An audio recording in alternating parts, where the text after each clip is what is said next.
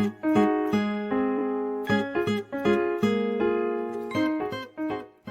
Everyone, welcome back in my channel study with Shavi Singh. आज की इस वीडियो में हम पढ़ने जा रहे हैं बस की यात्रा का प्रश्न अभ्यास, जिनके लेखक है हरिशंकर प्रसाई।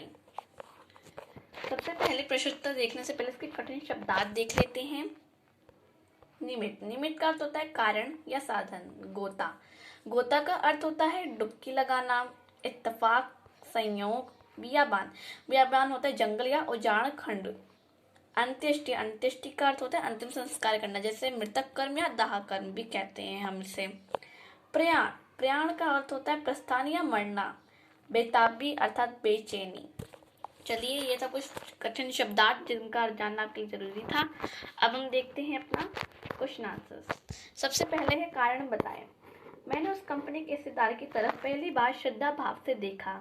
लेखक के मन में हिस्सेदार साहब के लिए श्रद्धा क्यों जग गई? तो देखिए, जो लेखक था वो बोल रहे थे कि मैंने उस कंपनी के हिस्सेदार की तरफ पहली बार श्रद्धा भाव से देखा। तो इसका क्या अर्थ निकलता है? तो देखिए, जो लेखक के मन में ना बस कंपनी के हिस्सेदार साहब के श्रद्धा भाव इसलिए जाग गई कि जो टाइप की जो कंडीशन थी ना, वो भी जानते हुए भी फिर भी बस को चलाने का साहस जुटा रहे थे। और कंपनी का हिस्सेदार अपनी पुरानी बस की खूब तारीफ कर रहा था। और इसका अर्थ है मोह की वजह से आत्म बलिदान, ऐसी भावना दुर्लभ थी। इसे देखकर जो लेखक थे वो सरप्राइज हो गए थे और इसके प्रति उनके मन में श्रद्धा भाव उमड़ पड़ी। तो इसको हम इस प्रकार लिखेंगे। लेखक के मन में बस कंपनी के हिस्सेदार साहब के लिए श्रद्धा इसलिए जाग गई कि वह टायर की स्थिति से परिचित होने के बावजूद भी बस को चलाने का साहस जुटा रहा था। कंपनी का हिस्सेदार अपनी पुरानी बस की खूब तारीफ कर रहा था। अर्थ मोह की वजह से आत्म बलिदान की ऐसी भावना दुर्लभ थी, जिससे देखकर लेखक हतप्रभ हो गया और उसके प्रति उनके मन में श्रद्धा भाव उमड़ता है। अब अपना अगला प्रश्न देखते हैं। लोगों ने सलाह दी कि समझदार आदमी इस शाम वाली बस से सफर नहीं करते। लोगों ने ये सलाह क्यों दी? देखिए, लोगों ने सलाह इसलिए दी क्योंकि अगर हम बस की कंडीशन देखें तो आपको लगता है कि आप इस पे सफ़र कर पाएंगे नहीं, और ऊपर से ये इतनी पुरानी थी, कहीं बीच में रात में रुक जाते तो दिक्कत होती, परेशानी होती, और इसलिए लोगों बस को डाकिन कह रहे थे। तो चलिए देखते हैं इसका उत्तर किस प्रकार लिखेंगे। लोगों ने लेखक को ये सलाह इसलिए दी क्योंकि वे जानते थे कि बस की हालत बहुत खराब है। बस का कोई भरोसा नहीं है कि यह कब और कहाँ रुक जाए। शाम बीतते ही रात हो जाती है और रास्ते में कहाँ बितानी पड़ जाए कुछ पता नहीं रहता। उनके अनुसार ये बस डाकिन के तरह है। चलिए अब अपना अगला प्रश्न देखते हैं। तीसरा प्रश्न। ऐसा जैसे सारी बस ही इंजन है और हम इंजन के भीतर बैठे हैं। लेखक को ऐसा क्यों लगा? जब बस चालक मतलब जो बस चला रहे थे, उन्होंने जब इंजन को स्टार्ट किया ना, तो ना पूरी बस झंझनाने लगी, हिलने लगी। ऐसा लग रहा था कि पूरी बस ही इंजन है और वो लोग इंजन के अंदर ही बैठे हुए हैं। तो इसको हम इस प्रकार से लिखेंगे। जब बस चालक ने इंजन स्टार्ट किया तब सारी बस झंझनाने लगी। लेखक को ऐसा प्रतीत हुआ कि पूरी बस ही इंजन है, मानो वह बस के भीतर ना बैठकर इंजन के भीतर बैठा हुआ हो। अर्थात इंजन स्टार्ट होने पर इंजन के पुर्जे की भांति बस की यात्रा हिल रहे थे। अपना अगला प्रश्न देखते हैं। चौथा प्रश्न। गजब हो गया, ऐसी बस अपने आप चलती हुई। लेखक ने ये सुनकर हैरानी क्यों हुई? देखिए, जो बस की जो कंडीशन थी ना, बहुत पुरानी, तो लग नहीं रहा था कि चल सकती है। तो ऐसे इसलिए लेखक को हैरानी हुई कि बस खुद चलती है। तो चलिए इसका उत्तर देखते हैं कैसे लिखेंगे। बस की वर्तमान स्थिति देखते हुए इस प्रकार का आश्चर्य व्यक्त करने का स्वाभाविक था। देखने से लग नहीं रहा था कि बस चलती भी होगी, परंतु जब लेखक ने बस के हिस्सेदार से पूछा तो उसने कहा चलेगी ही नहीं, अपने आप चलेगी। तो इसलिए वो हैरान हो गए थे। अब अपना पांचवा प्रश्न देखते हैं। मैं हर पेड़ को अपना दुश्मन समझ रहा था। लेखक पेड़ों को अपना दुश्मन क्यों समझ रहा था? देखिए, जो बस थी, पहली बार तो बहुत पुरानी थी, उसका स्ट्रिंगर टूट सकता था, ब्रेक फेल हो सकता था, कुछ भी हो सकता था। कहीं वो ऐसे हिलती डुलती टकरा ना जाए पेड़ों से, इसलिए वे पेड़ को दुश्मन समझ रहे थे, हर पेड़ को। और अगर कोई पेड़ नहीं आता फिर भी पेड़ का इंतजार करते। तो देखिए कैसे लिखेंगे इसका। तो बस की जर्जर अवस्था से लेखक को ऐसा महसूस हो रहा था कि बस के स्ट्रिंग कहीं भी टूट सकती है। अतः ब्रेक फेल हो सकता है। ऐसे में लेखक को डर लग रहा था कि कहीं उसकी बस किसी पेड़ से टकरा ना जाए।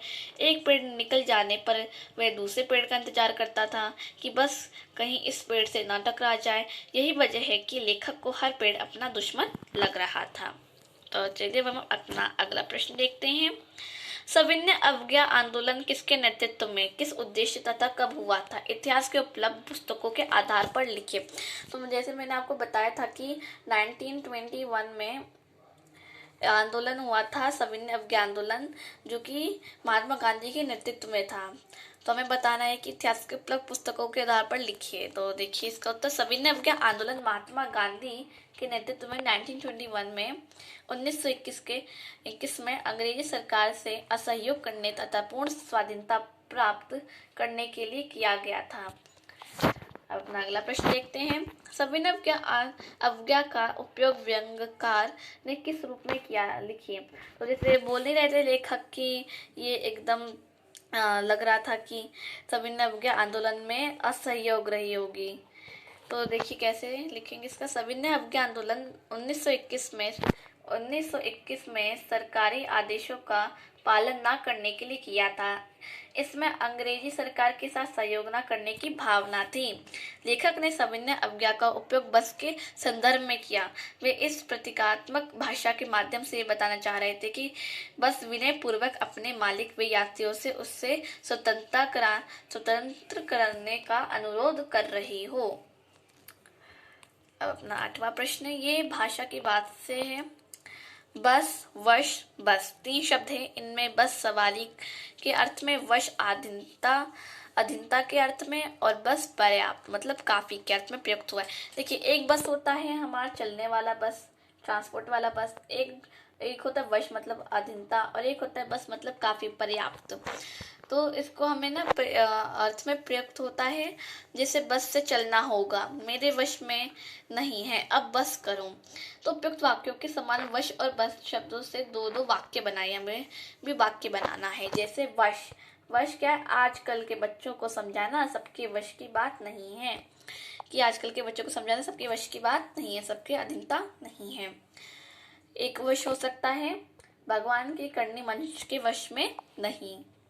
बस, बस करो कितना खाओगे, वो बस होता है ना कि काफी, कि कह रहे कि बस करो और कितना खाओगे, बस करो इतना काफी है, कि बस करो अब इतना काफी है। तो इससे आप और कोई सा भी सेंटेंस बना सकते हैं। हमारा 9वां प्रश्न है। हम 5 मित्रों ने तय किया कि शाम 4 बजे की बस से चलें।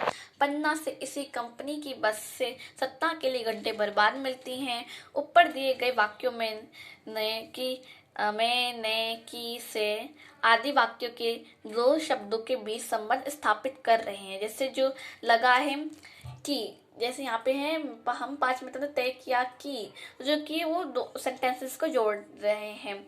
वैसे ही ने ये भी जोड़ रहा है, और से, बस से, तो क्या कर रहे, सेंटेंस को जोड़ने का काम कर रहे हैं और ये संबंध स्थापित कर रहे हैं। ऐसे शब्दों को हम क्या कहते हैं, ऐसे शब्दों को हम कारक कहते हैं। इसी तरह 2 वाक्य को एक साथ जोड़ने के लिए की का प्रयोग होता है। कहानी में से दोनों प्रकार के 4 वाक्य को चुनिए। तो हमें ऐसे ही कई सारे वाक्य चुनने हैं, 4 प्रकार के, मतलब अपनी किताब से। तो अगर आप अपनी किताब से देखेंगे तो आपको बहुत सारे मिलेंगे, तो उनमें से हमने 4 लिया है। कारक शब्द से निर्मित वाक्य, ये समझ में नहीं आता कि सीट पर हम बैठे हैं या सीट हम पर बैठी है। क्या ये समझ में, जैसे मैं आ गया यहाँ पे, समझ में नहीं आता कि सीट पर हम बैठते हैं या सीट हम पर बैठी है। नई नवेली बसों से ज्यादा विश्वसनीय है। से, यह बस पूजा के योग्य थी। बस कंपनी के एक हिस्सेदार भी उसी बस में जा रहे थे। तो ये था कुछ सेंटेंस। अब हम आगे देखते हैं हमारा 10वां प्रश्न। हम फौरन खिड़की से दूर सरक गए। चांदनी में रास्ता टटोल कर वह रेंग रही थी। दिए गए वाक्यों में सरकना और रेंगना जैसी क्रियाओं 2 प्रकार की गतियां दर्शाती हैं। ऐसी कुछ और क्रिया एकत्र कीजिए जो गति के लिए प्रयुक्त होती है, जैसे घूमना इत्यादि। उन्हें वाक्यों में प्रयोग कीजिए। देखिए जैसे हम फौरन खिड़की से दूर सरक गए, तो ये भी एक तरह की गति है। चांदनी में रास्ता टटोल कर रेंगना भी, जो कीड़े नहीं रेंगते जिनके हाथ पाँव, जैसे स्नेक वो रेंगते हैं। और सरक जाना मतलब कि एक जगह से दूसरी जगह सरक जाना। तो ऐसे ही आपको जैसे घूमना इत्यादि उन पर वाक्य प्रयोग कीजिए। किस पे? घूमना इत्यादि पे। देखिए, टहलना हो गया, चलना हो गया। एक तो टहलना में हम कैसे कर सकते हैं? दादी जी को टहलना अच्छा लगता है।